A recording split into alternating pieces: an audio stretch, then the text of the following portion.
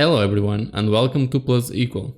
In this tutorial we will create different layouts for our game. This means that, as in the last tutorials, we have this ramp here, but we can have more than this ramp. We can have multiple paths. This will make our game a lot more complex, but also more fun. So first I will teach you how to create another layout like this. In the hierarchy, if we go into the level layout, there we go. You can duplicate by right-clicking Ctrl D or by going here, right-click and duplicate. I will Ctrl D and we have another level layout called 1. And okay, it's not that bad. You can rename this if you have something in mind. I don't. I will improvise a little bit. So I will push my layout a little bit to this side and I will edit this, because I want to edit the layout and I had my gizmo disabled to not be full of icons in the scene. Unity gave me this pop-up of warning if I want to re-enable my gizmos, and of course, sure, why not? Now you see all these icons. These are the gizmos that you can activate and deactivate. You need this activated in order to use this. The first thing I will do is remove these pieces here. You click in remove. You press remove and then you can click on the pieces to take them out of your scene. I will push this a little bit up, like this. Okay, looks good. I will add a new ramp, or maybe a straight one first. Okay, I don't want this. I want to delete everything. Now, yes, I put this one. And now I will speed up the video a little bit, because I will be doing some building here, trying the pieces out, but I don't know how much time this will take, so I will just speed up the video. What I ask you to do is also stop the video now and give it a try yourself. Try to build something with your own creativity and then check out what we both build. So I will see you in a bit.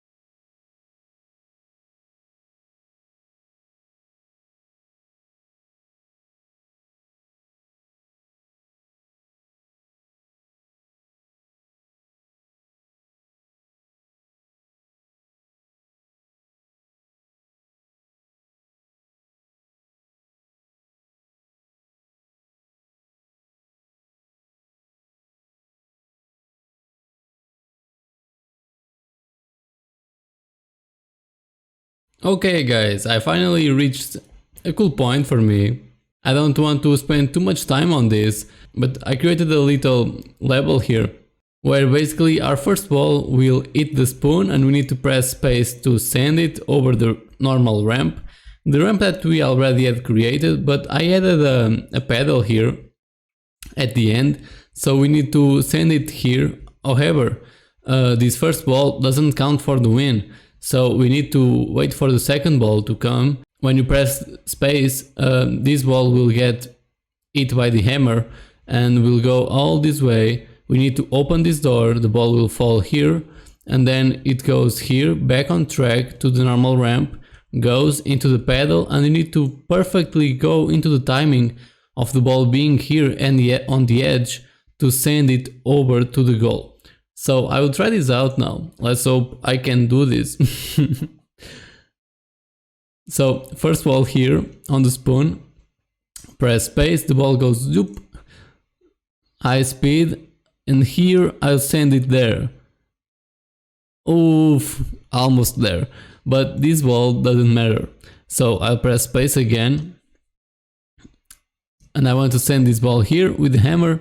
Now the ball will do some curves here. Now I need to press space again to open this door.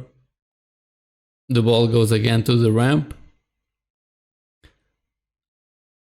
And now we need to go with the timing. Now, boom, we did it. Pretty nice. So level completed, however without any stars because I put the time on 30, 20 and 10 seconds. I should put something like 35 or 30 and then 40 and 50 for example. So that's pretty much it. If you want, you can create also a build that basically is a executable file where you can play your game without being in the editor. So guys, that's really it for this tutorial.